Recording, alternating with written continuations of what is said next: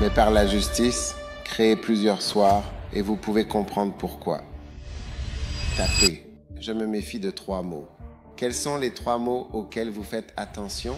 Je fais attention à. Que tout ce qui dit que je n'irai pas, laisse tomber cela. Laisse-les dire ce qu'ils veulent, peu importe ce qu'ils pensent. Laisse tomber. Au nom de Jésus, Père, merci. Merci vraiment pour la grande bénédiction que tu nous as donnée. Au nom de Jésus. Amen. Que Dieu te bénisse. Vous pouvez être assis si vous avez une place à la maison. Si vous étiez debout, eh bien, vous pourriez être assis. Si vous étiez assis, vous êtes peut-être debout jusqu'à présent 45 000. Non, 4 500. Ouais, 4 500. Je vois. Très bien. Maintenant, je vois bien 45 000. C'est exact. Maintenant, quelqu'un demandait, vous savez, comment tous ces chiffres que nous voyons et que nous entendons, est-ce que ce sont des choses réelles, des choses concrètes et tangibles? Oui. Voici les personnes qui ont assisté à ce service depuis que nous avons commencé ce matin. Oui, assisté. Ils ne sont peut-être pas tous en ligne en même temps, mais c'est le nombre de personnes qui sont venues. Ce sont donc des chiffres réels. Il n'est ni massé, ni même correctement cuit. D'accord. Gloire à Dieu. Et ce matin ou cet après-midi, ce soir, je ne sais pas à quelle heure vous regardez.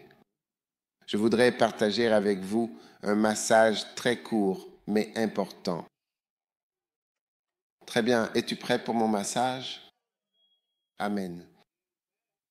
Aujourd'hui, je veux parler des derniers temps. Les derniers temps.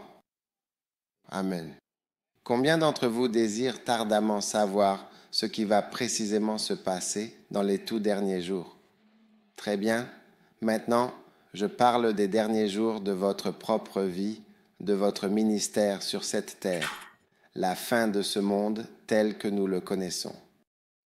1 Timothée, chapitre 4, verset numéro 1. C'est un passage très court et très important. Vous devez donc absolument rester connecté et attentif avec attention pendant ce court et précieux message divin pour vous. Amen.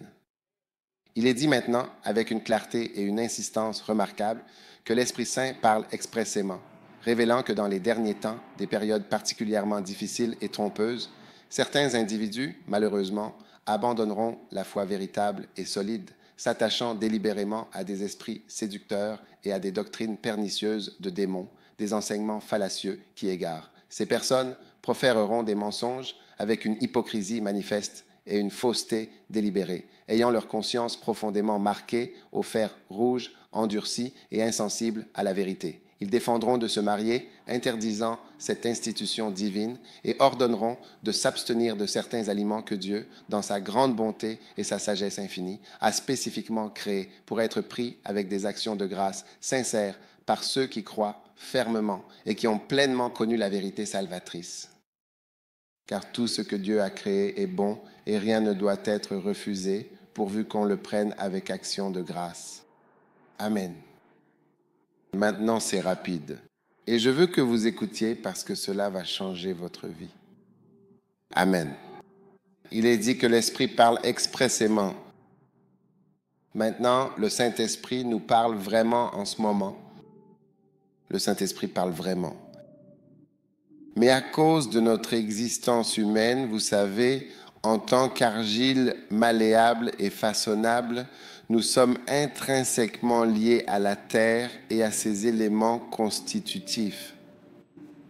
De l'argile qui a été miraculeusement transformée en une machine mobile et fonctionnelle faite entièrement d'argile, vous savez, pouvez-vous vraiment imaginer cela? Votre nez est incroyablement compliqué.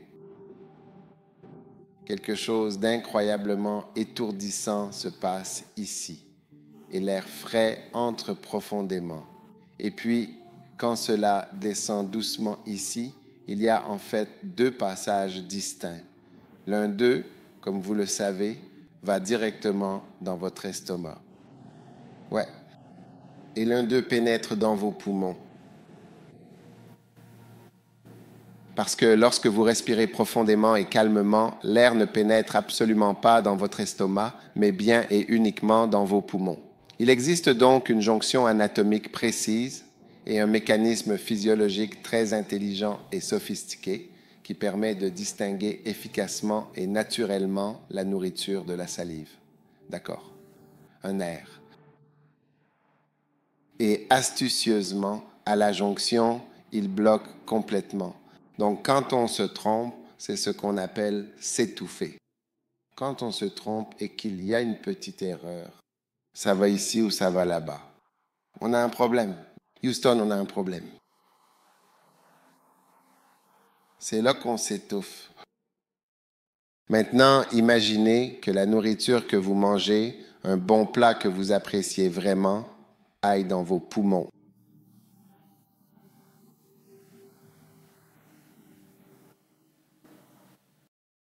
Un peu d'igname. Kadishiamu. Igname et jolo. Ce serait un jolo nigérian si cela tournait mal, vraiment. Je ne sais pas pourquoi le jolo nigérien veut défier un autre jolo. C'est triste. C'est une triste compétition.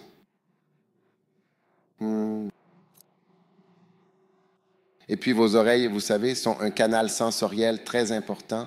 Et puis il y a comme un tambour, une membrane vibrante qui rencontre un autre tambour qui vibre de manière similaire, créant ainsi une résonance sonore. Ça vibre comme ça. Et puis c'est étroitement relié à trois petits os délicats qui forment quelque chose d'assez similaire à une guitare miniature, positionnée précisément entre les tambours, puis un espace distinct au milieu et ensuite l'espace intérieur profond.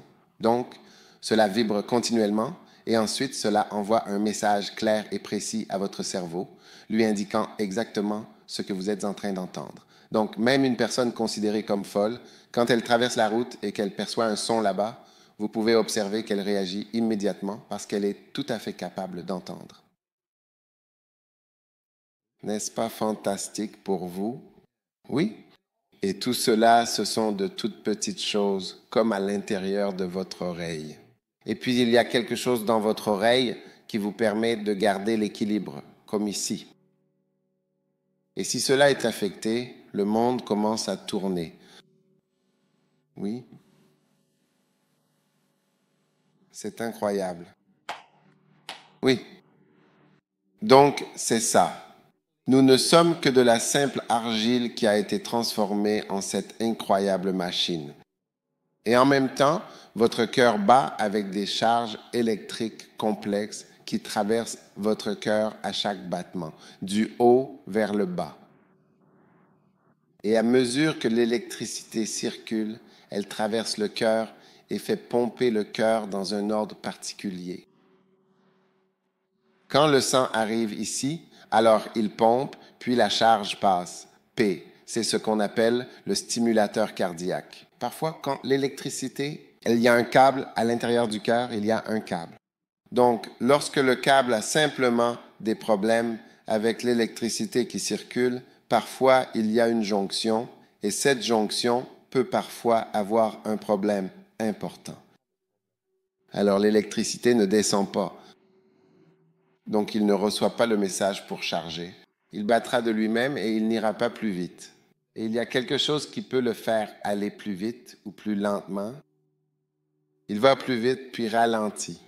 Et depuis ta naissance, il ne s'est jamais arrêté. Il n'a jamais dit « je suis fatigué, je suis faible, je veux me reposer ». Puis-je me reposer ce week-end? J'ai pompé toute l'année.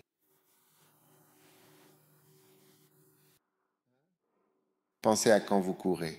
Quand on court, on se fatigue. Vous vous sentez fatigué après un petit moment, même après une courte distance. Et ton cœur? Peau. Il ne dit jamais depuis que tu es né. Dis, puis-je me reposer? Puis-je me reposer cet après-midi? Il ne peut pas se reposer. Oui. Wow. Ce corps complexe dans lequel nous vivons lutte pour entrer en contact avec le royaume spirituel. Alors, Quand l'Esprit parle, cette argile, c'est comme si nous étions transportés dans un autre royaume. Donc, nous n'entendons pas. C'est là que des personnes comme les prophètes interviennent. Et donc, les gens qui semblent avoir entendu Dieu, tu vois. Oui. Et le plus grand ministère du prophète envers les êtres humains, c'est ce qu'il a effectivement écrit.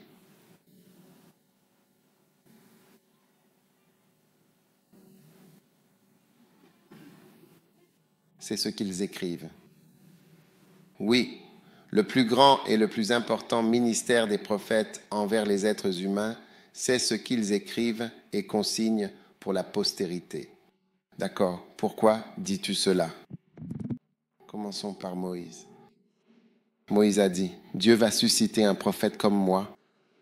Très bien. Et il parlait de Jésus. Quel est le plus grand ministère de Moïse pour nous? Les livres de Moïse. D'accord, passons à Ésaïe. Quel est le plus grand ministère d'Ésaïe pour nous? Oui. Quel est le plus grand ministère de Jérémie pour nous? C'est le livre de Jérémie. Et le plus grand ministère de Malachie pour nous? Oui. Et qu'en est-il d'Ézéchiel? Quel est le plus grand ministère d'Ézéchiel pour nous aujourd'hui? Et quel est le plus grand ministère d'Abdias pour nous en ce moment précis? Oui, c'est tout à fait exact. À la fin, il dit précisément, écris ce que tu vois. C'est ainsi que nous avons été vraiment bénis avec le prophète Ésaïe pendant toutes ces précieuses années, et Jérémie également, et que nous savons tant de choses grâce à eux. Ainsi, l'Esprit parle clairement et expressément. Et Paul disait aussi, tu sais, l'Esprit parle beaucoup en ce moment. Nous captons l'Esprit. Vous savez, dans le travail de renseignement, la CIA et ce genre de personnes, ils ont ce qu'ils appellent le bavardage. Ils captent le bavardage. Ils peuvent capter des signaux ici et là. Quand vous parlez au téléphone et que vous mentionnez certains mots, les gens captent ces mots. Comme si vous mentionnez le nom de quelqu'un ou que vous parlez de certaines choses, ils captent. Ils captent. Oui. Alors votre conversation devient importante pour eux. Donc ils ont ce qu'ils appellent le bavardage. Donc avant le 11 septembre, ils captaient ce bavardage. Ils savaient toutes les choses qu'ils savent. Alors, pour les chrétiens, n'est-ce pas, nous avons la capacité de capter et de comprendre quelque chose de très spécifique que le Saint-Esprit nous dit expressément. Oui, c'est une vérité profonde. Le mot expressément signifie parler clairement et fermement. C'est quelque chose qui est en train d'être capté. Et vous voyez, ce n'est pas comme une voix que vous entendez, mais vous pouvez voir que l'Esprit parle de quelque chose. D'accord? Donc, c'est l'un des seuls endroits où Paul a dit que l'Esprit parle expressément. Et il a dit, qu'est-ce qu'il dit exactement?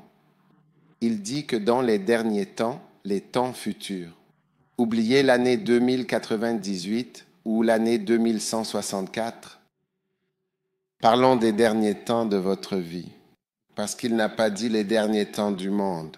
Mettez-le maintenant. L'Esprit dit expressément que dans les derniers temps du monde. Les derniers temps.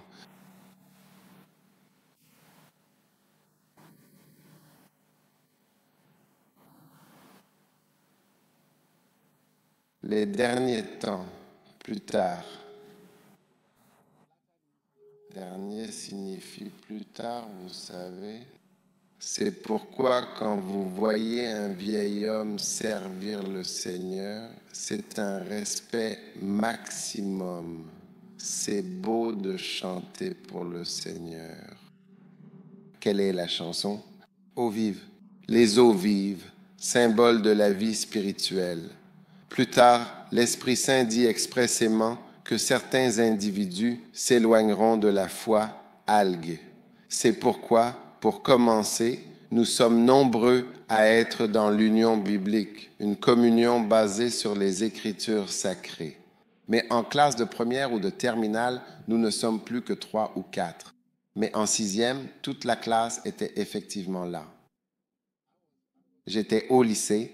En sixième, tout le monde venait assidûment à l'étude biblique, mais plus tard, il est rare de voir un élève de terminale aller à l'union biblique pour prier. Donc, les temps de la fin, effectivement, en effet, vraiment.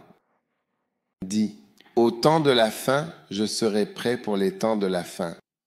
Combien seront prêts pour les temps de la fin? Maintenant, si tu es dans le ministère, ce sont les temps de la fin. Je travaille tout le temps avec des pasteurs. Ceux qui sont âgés sont différents de ceux qui sont plus jeunes. Ceux avec moi depuis longtemps sont différents de ceux avec moi depuis moins longtemps. Parce qu'ils sont dans les temps de la fin de leur vie et de leur ministère. Quand ils sont au début, c'est comme un écran tactile. Il suffit de toucher. Quand c'est le moment de la fin, différentes choses importantes interviennent. L'écran tactile ne fonctionne plus. Tu détestes ça. Ça ne marche pas. Tu essaies encore de brancher un nouveau câble, de mettre une nouvelle alimentation. Ça ne marche toujours pas. Frappe-le. Et là, il reprend vie. Maintenant, il est clairement dit que certains individus s'éloigneront délibérément de la véritable foi. Alors, assure-toi simplement de ne jamais t'éloigner de tes profondes croyances personnelles en prêtant une attention particulière ou en écoutant attentivement des esprits séducteurs et des doctrines trompeuses de démons malveillants. Donc, l'une des choses auxquelles tu dois t'attendre, ce sont ce qu'on appelle des esprits séducteurs. Maintenant, séduire. Quand tu dis, eh bien, ce gars a été séduit par cette femme, cela signifie qu'il a été influencé sans même savoir ce qui lui est arrivé. Tu vois, cette fille a un certain effet sur lui. Je veux dire, il a changé depuis qu'il a commencé à lui parler. On dirait qu'il l'aime vraiment. C'est ce qu'on veut dire quand on dit qu'elle l'a séduit. Elle l'a ensorcelé. Je veux dire, je ne sais même pas ce que c'est. Regarde cette fille. Qu'est-ce qu'elle a de particulier? Il semble vraiment l'aimer. Quand son nom arrive, il devient doux. Lorsque son nom entre en scène, ses décisions changent. Elle l'a simplement séduit. Je ne sais pas si je parle bien au bon groupe. Il semble qu'elle ait une influence sur lui quand il viendra. Quand elle arrive, il commence à sourire. Il commence juste à sourire. Ouais. Et puis il devient en quelque sorte heureux. Et puis il a toujours tendance à lui poser des questions. Elle est en train de le séduire. Je les ai juste vus ensemble. La chose agit sur lui. Il ne sait même pas ce qui lui arrive. Et tu veux même lui faire remarquer et quelque chose t'affecte.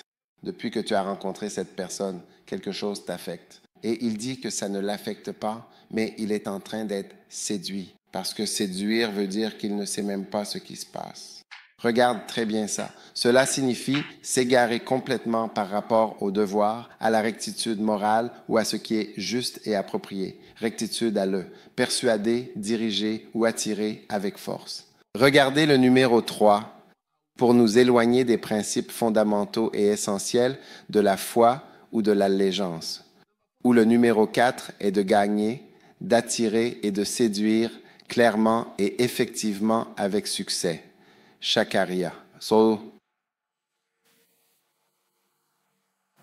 Voilà donc ce que ces esprits vont effectivement faire. Ils viendront, attendez-vous à deux types d'esprits. Un esprit qui saura séduire. D'accord? C'est celui qui t'influence sans même que tu saches ce qui t'arrive. Parfois, je regarde certaines personnes qui se comportent. Une fois, j'observais quelqu'un qui était influencé par des démons et je me suis dit, cette personne, tu poses un diagnostic et tu te dis, bon, peut-être que cette personne est excentrique. Qu'est-ce qu'excentrique? Ce n'est pas le centre exact. C'est un peu en dehors du centre-ville principal. C'est un lieu véritablement excentrique et absolument magnifique, s'écartant significativement du caractère habituellement personnalisé de la pratique habituelle. Irrégulier, vraiment particulier, oui, très particulier, c'est bizarre. J'ai juste dit que cette personne est un peu bizarre. Oui, mais en réalité profonde, ce sont des esprits véritablement séducteurs et ensuite des doctrines de démons. Des démons maléfiques qui viendront avec leurs propres doctrines pernicieuses et trompeuses. Qu'est-ce qu'une doctrine? Une doctrine est une ligne de raisonnement et une façon de penser. D'accord.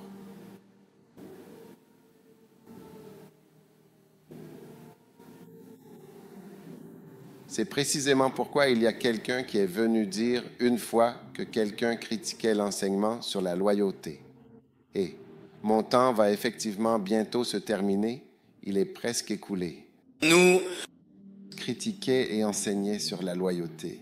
Il a dit que nous sommes véritablement une secte parce que c'est vraiment difficile de...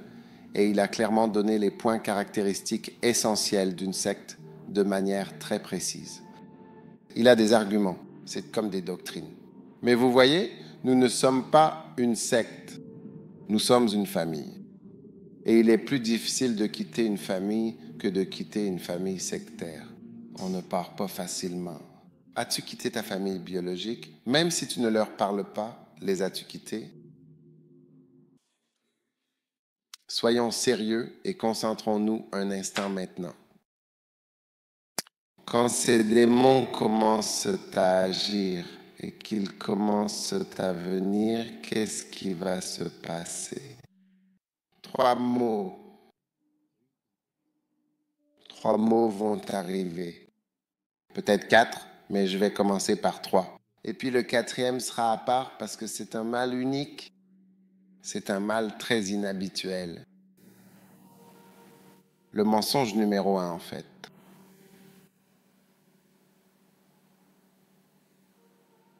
Numéro 2, de l'hypocrisie pure et simple. Et numéro 3, une mauvaise conscience. Mensonge. Mentir est la première chose, comme parler en langue. Le premier effet du Saint-Esprit sur vous et sur votre timeng, Kandolamana. La première influence du diable sur vous, l'esprit maléfique sur vous est elle, mensonge. Je mens. Langue tordue. Beau. Et la deuxième chose, c'est l'hypocrisie. Le mensonge entre insidieusement dans votre vie et vous devenez alors complètement faux et inauthentique. Tu es faux. Tout chez toi n'est pas réel. Tu joues un rôle important dans cette situation. Et enfin, ta conscience a totalement disparu. Elle est perdue. Tu n'es plus du tout sensible à tout ce qui t'entoure. Donc, ta sensibilité au mal diminue considérablement et progressivement parce que, d'une certaine manière, tu sais ce qui se passe et tu es conscient des conséquences de tes actes. Quentin décrit une fois un homme. Je ne sais pas s'il connaissait lui-même cet homme. Il a dit que cet homme avait l'habitude de préparer une certaine soupe très épicée. Il enseignait au sujet de la conscience. Et il a dit que l'homme avait préparé une soupe très épicée. Et puis je crois qu'il a vu l'homme prendre une louche ou je ne sais quoi, la soupe, et la verser dans sa gorge, brûlante. Et il a dit qu'il pense que tout, absolument tout, chez cet homme est complètement cautérisé. Il n'était absolument pas sensible à la soupe ou au bouillon brûlant, ou à quoi que ce soit d'autre de chaud. Il la prenait directement du feu ardent et il pouvait l'avaler sans aucune difficulté. Ça passe simplement, sans aucun problème. Ça ne l'affecte plus. Alors, ce qui était autrefois délicat chez toi, tu n'es plus du tout doux ni sensible, plus du tout. Voilà l'effet des temps de la fin. C'est ce qui fait que les gens changent effectivement. C'est donc un changement auquel on peut s'attendre progressivement. On commence à mentir. Même si on commence à mentir très tôt, cela diminue considérablement grâce à la parole de Dieu, mais cela revient souvent et progressivement en vieillissant. Oui, c'est vrai. Et puis l'hypocrisie également, bien sûr. Jouer un rôle. Autrefois, les acteurs étaient appelés hypocrites. Donc, quand on dit « Oh, Rambo est un bon hypocrite », cela veut dire que c'est un bon acteur. Ou Terminator est un bon hypocrite. Ou bien dire « Tous les hypocrites sont à Hollywood » signifie que tous les acteurs, ou ce sont des hypocrites d'Hollywood, des hypocrites de Nollywood et des hypocrites coréens. Cela veut dire spécifiquement les acteurs de Nollywood, d'Hollywood et également les acteurs coréens. Oui, absolument, en particulier. Tout chez toi n'est que jeu d'acteur. Faux. Présentation, présentation, présentation. Méfiez-vous des gens qui sont très soucieux de la présentation. Je dois être beau, je dois bien parler, je dois sentir bon. Parfois, on voit quelqu'un qui aime trop les parfums. Pourquoi veux-tu sentir d'une manière particulière? Ce n'est pas que tu caches quelque chose, mais il y a trop de conscience à vouloir bien paraître, bien sentir et être agréable. Je veux dire, tu devrais naturellement, si tu te laves, tu sentiras bon. Si tu te laves, miséricorde. Alors que tu n'écoutes pas les pensées logiques et trompeuses du diable. Comme je l'ai déjà dit, quelqu'un va écrire des raisons. Je dis que cette personne a écouté les démons et a adopté une doctrine du diable, une doctrine vraiment dangereuse. Celui-ci a été séduit, il a été influencé, il ne sait même pas qu'il a vraiment changé du tout. Si tu essayes d'expliquer comment tu vois les arguments, si tu essayes d'expliquer quelque chose, tu verras une longue discussion et la personne inexpérimentée va traverser la discussion avec toi. Et enfin, le quatrième mal, qui est un mal vraiment inhabituel. Il est expressément dit d'interdire le mariage. Ceci, c'est l'idéalisme. L'idéalisme, c'est une droiture extrême et une pureté de principe. Ne te marie pas et abstiens-toi de la méthamphétamine. Ces deux choses, en effet, causent de nombreux problèmes. Le mariage, en particulier, beaucoup, presque tous les problèmes dans l'Église viennent du mariage. Presque tous. Tous les conseils importants, toutes les réunions significatives, tous les problèmes délicats sont tous liés aux relations entre garçons et filles. Oui, absolument. Que le problème se manifeste dans un sens ou dans l'autre, cela demeure indéniablement un problème significatif. C'est un problème de garçons et de filles. Ainsi, dans les derniers jours, certaines personnes viendront et diront « Plus jamais ne vous mariez » pour que nous puissions simplement regarder, attendre le Seigneur, prier. « Oh mon Dieu, j'ai vraiment besoin de toi maintenant. » « Ô mon Jésus, garde-moi toujours très pur, pur s'il te plaît. » Mais l'extrémisme dans la justice amène les gens à créer des règles que Dieu n'a pas dites. Tu vois bien? Et cela conduit désormais, bien sûr, à d'autres choses maintenant. C'est donc un problème fondamental et persistant à long terme. Donc, à présent, parmi les nombreux problèmes complexes que nous rencontrons et qui sont directement attribuables à l'extrême rigidité de la justice, il y a précisément ce genre de situation problématique. Interdiction de se marier. On ne peut donc pas arrêter une rivière de couler. On peut seulement, si on est vraiment raisonnable, la rediriger. Mais on ne peut pas l'arrêter parce qu'elle est vraiment trop puissante et aussi trop forte. La rivière nous fournit de l'électricité. On ne peut pas l'arrêter facilement et dire « n'en fais pas ». Nous avons essayé d'arrêter le fleuve Volta au Ghana depuis que notre premier président l'a bloqué. Je veux dire, il l'a redirigé, même lorsqu'il l'a partiellement bloqué pour créer le barrage. Cela a créé la plus grande fuite du monde, le plus grand lac artificiel. Et même là, il doit encore relâcher l'eau de temps en temps parce qu'on ne peut pas arrêter la rivière. Elle va couler. Oui. Donc, l'excès de justice. Je ne sais pas si je suis vraiment dans le bon domaine. Oui, l'excès de justice, en effet, engendre plusieurs maux importants et on peut aisément comprendre pourquoi. Vous savez, les prêtres catholiques, par exemple, se mariaient autrefois, puis je pense qu'il y a eu un problème avec l'héritage du mariage. Il y avait un problème, ensuite ils ont dit, écoutez, ça suffit. Oui, même la polygamie, je suis sûr qu'elle existait bien avant que quelqu'un ne dise non. Il y a vraiment trop de problèmes. Mari d'une seule femme.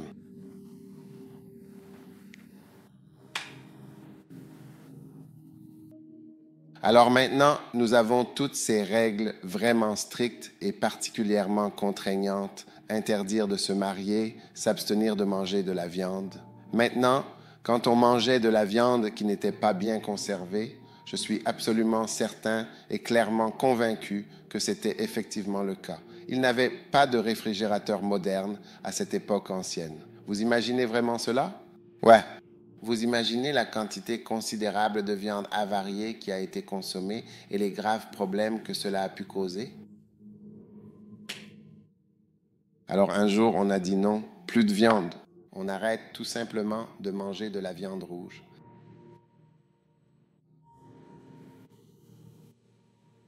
Ni porc, ni pas de viande.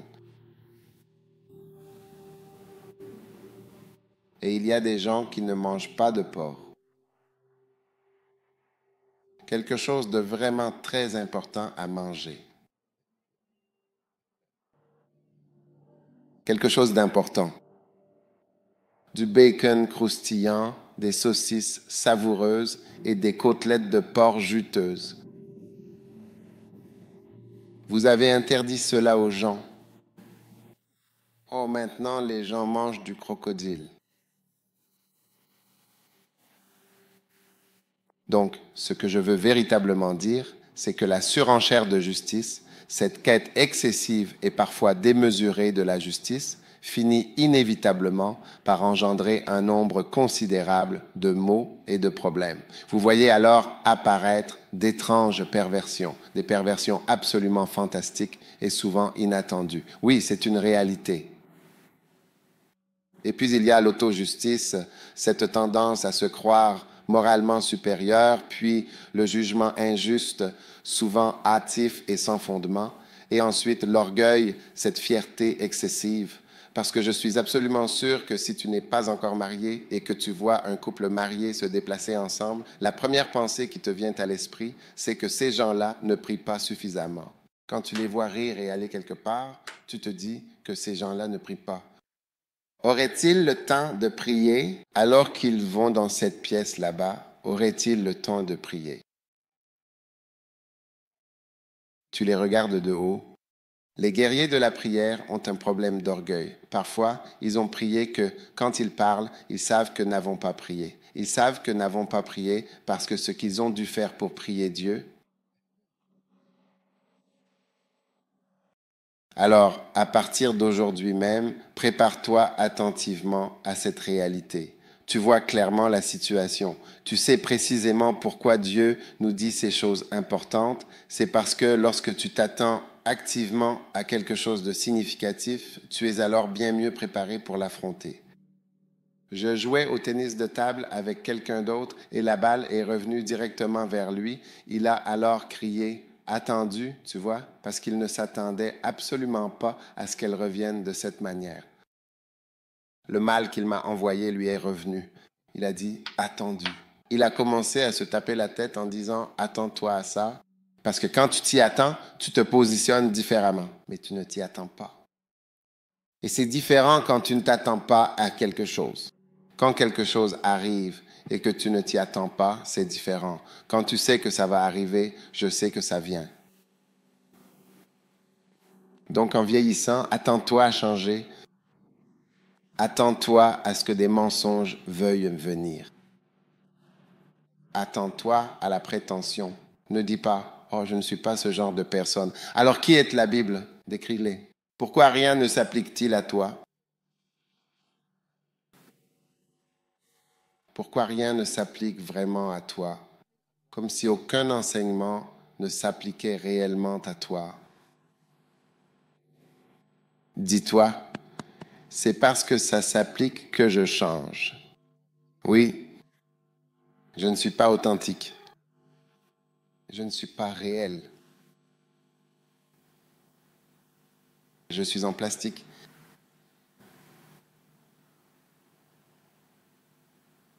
L'un des problèmes avec, laissez-moi ne pas parler de ça. As-tu vu des gens? Ils ont l'air en plastique. Vous ne savez même pas ce qu'ils se sont fait. Ce n'est pas réel. Lorsque vous lavez votre foi, c'est une personne différente. Que se passe-t-il en...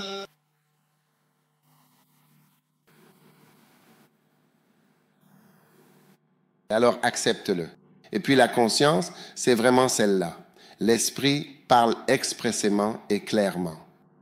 Attendez-vous à ce que votre conscience change et s'endurcisse. C'était très doux. C'était très reconnaissant. C'était très sensible. C'était très fluide. Tu disais merci. Tu remarquais les choses. Mais maintenant, ta conscience, l'esprit humain, ne remarque plus autant les choses importantes et ne confesse plus aussi souvent ses fautes ou ses erreurs, ce qui est regrettable. Certains d'entre vous n'ont pas confessé depuis 2 semaines. Peux-tu imaginer l'accumulation de péchés des 2 dernières semaines? 2 semaines entières se sont écoulées parce que tu te sens juste, comme si tu te sentais juste le soir venu, tu sais, vraiment. Rajala a dit, il a dit clairement et distinctement, avec une grande conviction. Je crois que je lisais quelque part qu'on parlait du fait que quand tu marches, la poussière s'accroche à toi. La poussière, la mort. Quand tu es sur terre, il n'est pas facile de passer une journée sans se salir. Combien d'entre vous se sont lavés et ont gagné? Si tu te laves dans une baignoire blanche, tu vois la couleur et tu te dis donc simplement que c'est la couleur du savon. Mais en fait, très simplement, ce n'est pas la couleur du savon, c'est de toi que ça vient. La serviette blanche est devenue marron. Il dit, oh, c'est la crème pour le corps. Ce n'est pas une crème, c'est toi.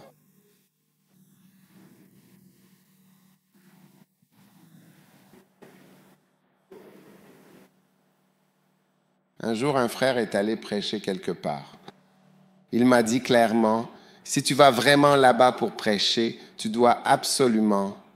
Je ne sais pas quel conseil il me donnait, mais il me disait juste que les gens là-bas ne se lavent pas. Et ils ne le sont pas. Ils sont limités dans leurs activités ecclésiastiques. Alors, ils n'ouvrent pas les fenêtres. Il a dit que ce n'était vraiment pas une petite expérience, une expérience minime pour les êtres humains. Alors laissez votre conscience tranquille. Peut-être que j'ai fait quelque chose de mal. Seigneur, pardonne-moi. C'est une conscience molle. Je suis désolé. Amen. Je suis désolé. Soyez toujours désolé. Être toujours quoi? Soyez toujours désolé et excusez-vous. Oui, je ne me sens pas très bien. Je me le demande vraiment. Demandez à votre voisin, pourquoi te sens-tu bien? Quel est le problème? Soyez désolé. Amen. Plus nous sommes endurcis dans nos relations, moins nous sommes apologétiques. Oui, plus vous êtes endurcis, plus vous ne dites jamais pardon. Dans de nombreux mariages, une personne s'excuse, l'autre non. Aucun des deux ne s'excuse. On ne se lasse pas de dire pardon. Comme qui a dit pardon? Le pardon n'est plus sincère. Tout le monde abandonne pardon. Les gens deviennent réticents à dire par signifie « j'admets une fois, je suis inférieur, je ne suis pas bon et j'ai fauté. Je suis fatigué d'admettre je suis création de Dieu. Je suis une nouvelle création. Je suis un enfant de Dieu.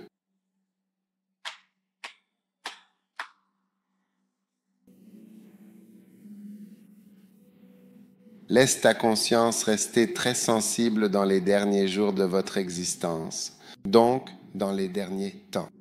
Ce sont les derniers temps. Remarquez qu'il est dit qu'ils prêteront attention dans les derniers temps. Et le verset 2, dire des mensonges. Dans les derniers temps, il y aura des mensonges. Deuxième problème, il y aura de l'hypocrisie, de la fausseté. Troisième problème, la conscience partagée avec un fer rouge. C'est la soupe chaude dont parlait Papa Hagin, ce qu'ils peuvent boire. Ce n'est pas un problème pour toi, la chose la plus chaude. Tu ne connais même pas le fer chaud. Ce n'est pas un, parce que cette partie de votre peau a changé. C'est dur. C'est devenu comme une peau de crocodile. C'est juste très dur. Rien ne t'émeut, mais je dis bien qu'il faut être doux et savoir s'excuser. Et puis, dans les derniers jours, on interdira de se marier, il y aura une extrême et rigoureuse sévérité avec des règles que Dieu n'a absolument jamais établies. Et chacune de ces règles engendre une série d'autres mots. Oui, et généralement le mariage est l'un des domaines où l'on établit des règles. Oui.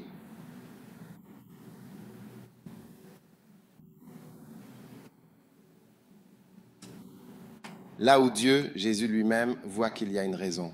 Il y a des raisons pour lesquelles les gens devraient divorcer. C'est pour cela qu'il a dit que vous ne pouvez pas divorcer, sauf pour cette raison.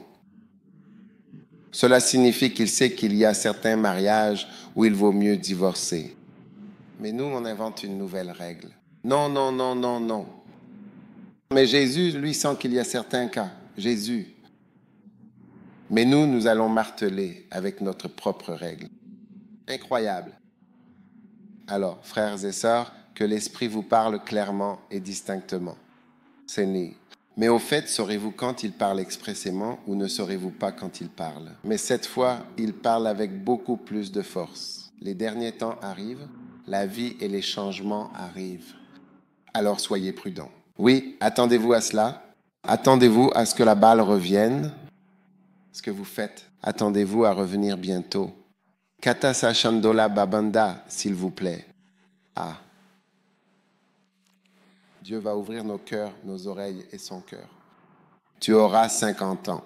Tu seras doux. Combien veux-tu avoir? 50 et doux. Tu sais, parfois certaines personnes disent « Oh, je suis encore ton bébé. Je le suis encore. » Parce qu'ils veulent ressentir qu'ils sont un bébé, qu'ils sont doux et qu'ils sont un enfant. Parce que c'est mieux. Nous savons tous qu'il vaut mieux être un bébé, qu'il vaut mieux être doux et qu'il vaut mieux être un enfant. Mais généralement, les personnes qui disent cela ne sont pas des bébés, douces et enfants. C'est pour ça qu'elles disent « Je suis encore ton bébé ». Je pense que je vais conclure maintenant. C'est bon. Combien d'entre vous ont déjà entendu quelqu'un dire « Je suis encore ton enfant, je suis encore ton petit bébé, je suis encore ton tout petit garçon, tes garçons et tout ce que cela représente, parce qu'ils ne sont absolument pas miséricordieux. Je veux être doux. » Combien veulent être des bébés devant Jésus? Une peau douce? Oui. Et sachez-le, regardez les adultes. Tellement de boutons. Votre visage a changé. Mais quand vous étiez bébé, c'était ça, une peau de bébé. Maintenant, vous avez abîmé votre visage quand on vous serre la main. Puis-je le prendre moi-même? Parfois, certaines dames ne veulent pas dire leur âge, mais il a dit qu'il connaît l'âge des gens en leur serrant la main. Comment a-t-il dit? Il a dit qu'il savait, mais il leur a serré la main. Il a dit dans son cœur qu'il avait souffert. Cette femme a souffert.